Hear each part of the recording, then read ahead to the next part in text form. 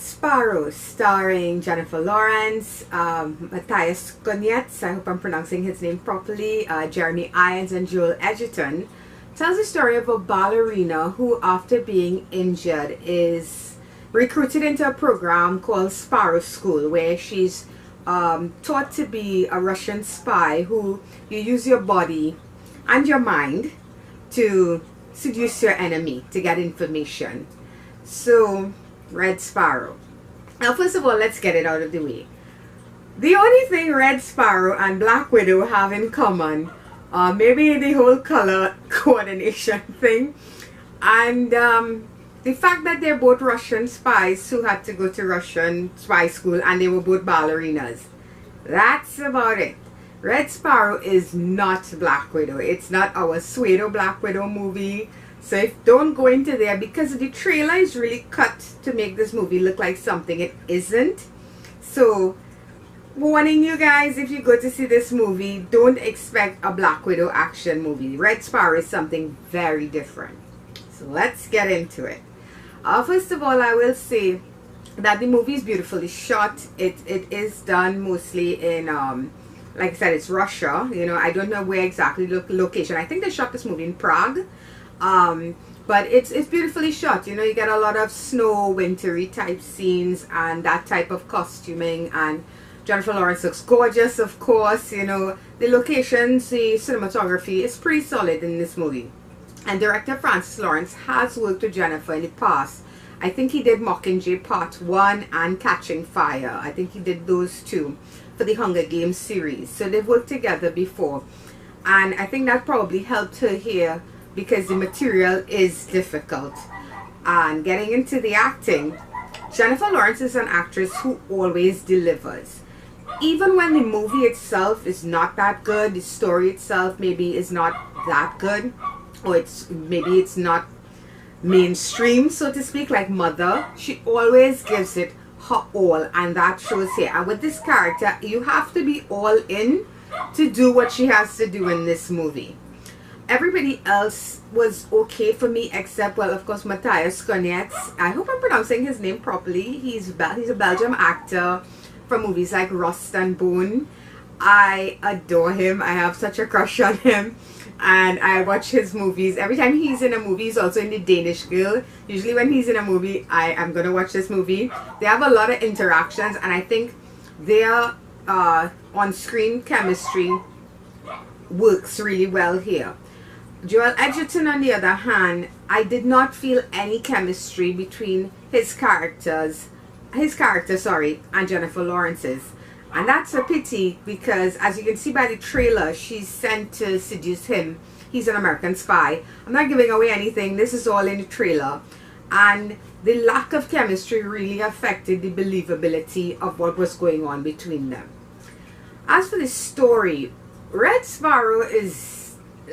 it's kind of like Lars von Trier's Nymphomaniac, in the sense that, for me, this is like one of the most sexy movies I've seen in a while.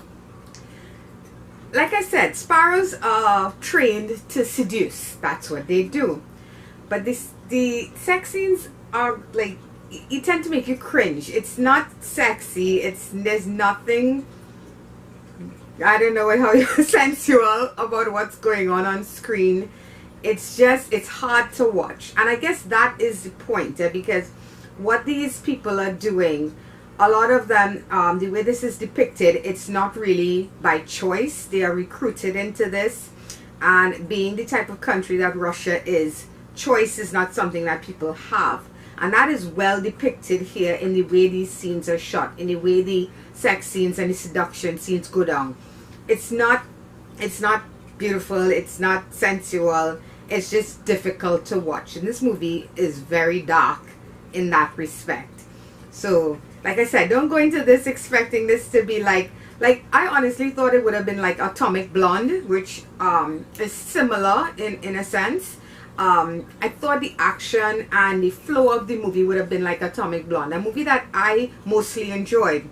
Red Sparrow, for me, the story, it's like, you know, it's that mystery of who is spying on who and who can you trust, and this movie, just for me, I think this movie's biggest flaw is the rhythm of this film. It drags a lot. This movie is about 2 hours plus long, and I honestly felt like this movie could have been an hour 45 minutes tops, and it would have worked much better. It's too much. It just, I was like, what is going on? When is this movie gonna be over? When it is gonna get to the next act? When is it gonna get to the point? This movie's biggest flaw for me is this movie dragged. There's nothing so wrong with the material. It's just the way this movie is handled. There's no real sense of tension while you're watching it. You're just watching this movie happen. You're just watching it go from scene to scene, waiting for the next puzzle piece to fall in place. So I never felt pulled in by this film. For a thriller, there were no real thrills. Nothing made an impact.